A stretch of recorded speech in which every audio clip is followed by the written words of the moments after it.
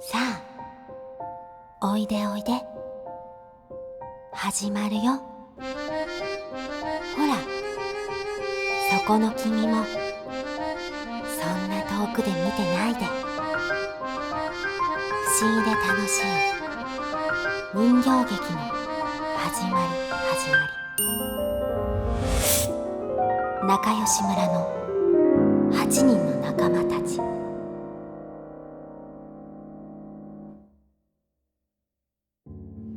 昔々あるところに村人みんなが仲良しの仲良し村がありました。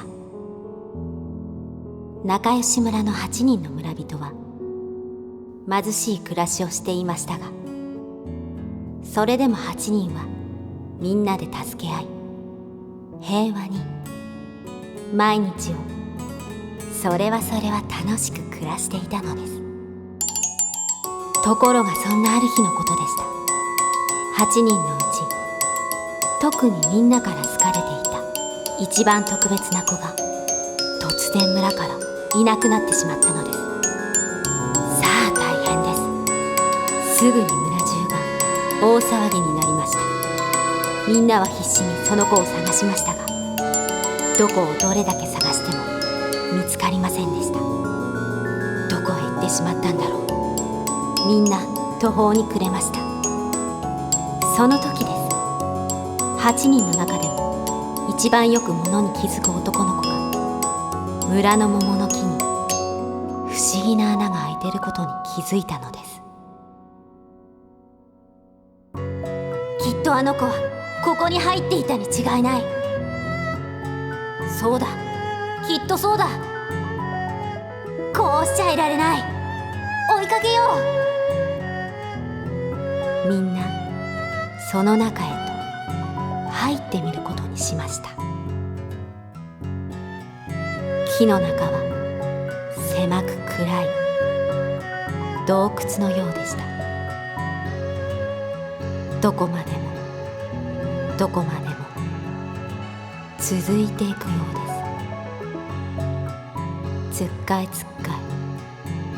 ずーっと同じような道を進んでいきます。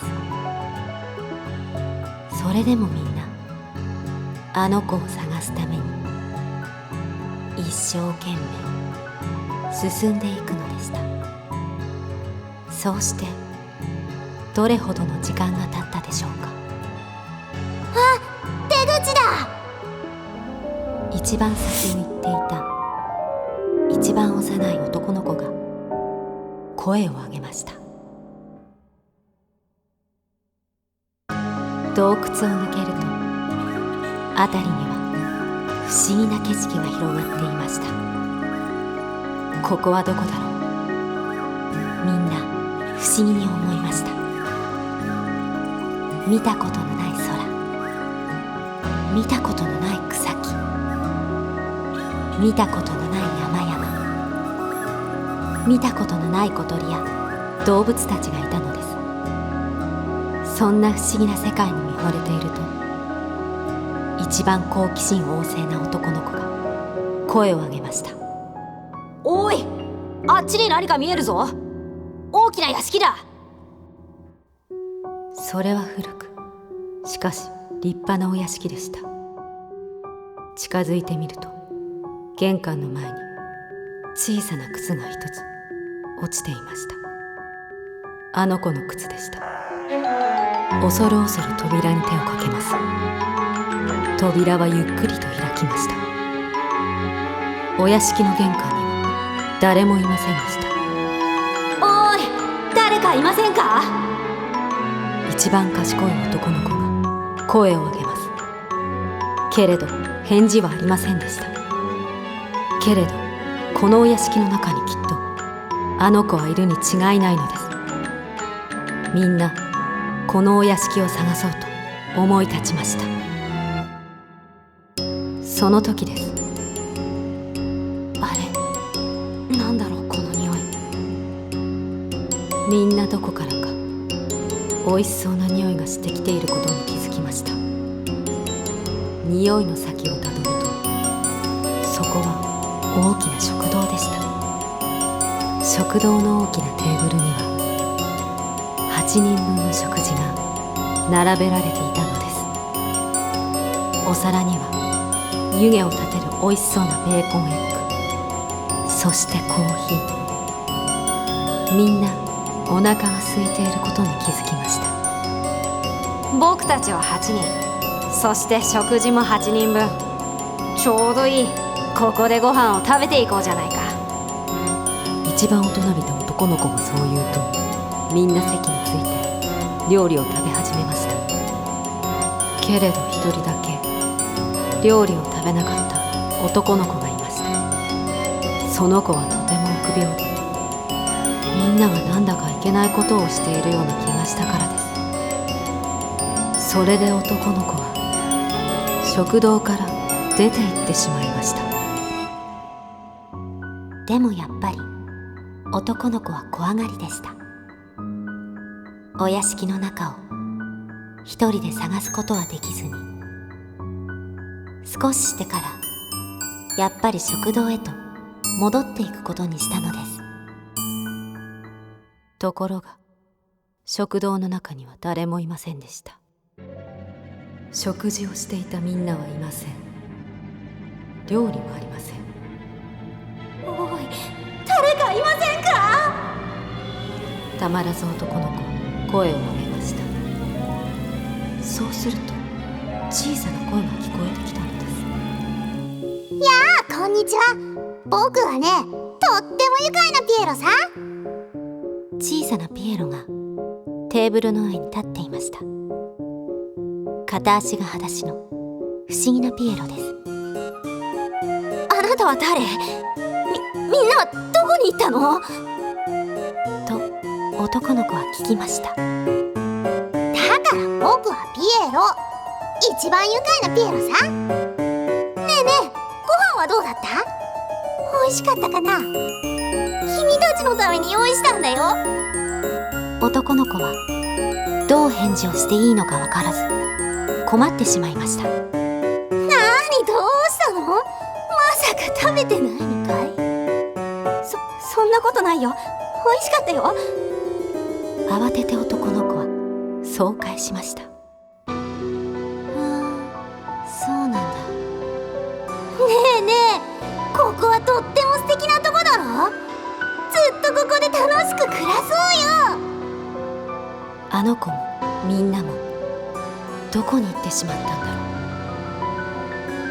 う。だんだん男の子は怖くなってきました。もう帰らなきゃ。気づくと男の子はそう口にしていました。帰る？なんで？君はここにずっといるって。そうみんなも。やだ、僕は帰るんだ。男の子は叫び食堂から出て行こうとしました。その時です。なんだ、お前もあいつらと同じで嘘つきなのか？嘘つきはな、こうしてやるよ。そう言うとピエロの姿がみるみるうちに大きくなり、大きな金色の髪をした怪物になったのです。びっくりした男の子は大急ぎで逃げ出しました。ああ、ここはなんて恐ろしいところなんだ。後から金色の髪の怪物が追いかけてきます。男の子は走りました。息を切らせて走りました。森を走り、森を抜け、洞窟へ。やってきたあの洞窟へ。後ろから追いかけてくる足音が聞こえます。走ります。無我夢中で走ります。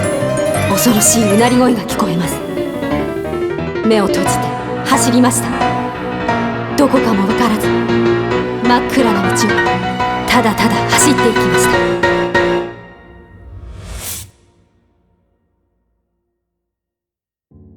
気がつくとそこは桃の木のそばでした。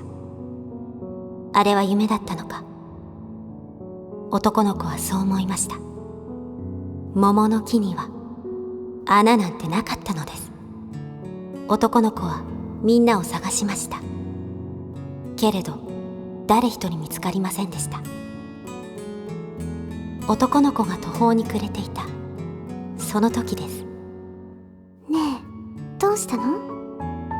男の子に声をかけたのは探していたあの子でした。どこに行ってたの？探したんだよ。男の子はそう聞きました。どこって？最初からここにいたのよ。それよりほら、これ見て。その子の手には6つのきれいな宝石が握られていました。こうして2人だけになってしまった仲良し村の2人は、その宝石を売ったお金で前よりも豊かに、そして前よりもずっと幸せに暮らしましたとさ。おしまい。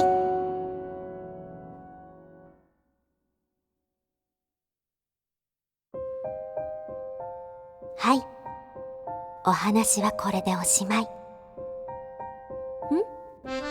どうしたの君？そんなにじーっと見ていて。この人形たちがどうやって動いてるのかって？それはね、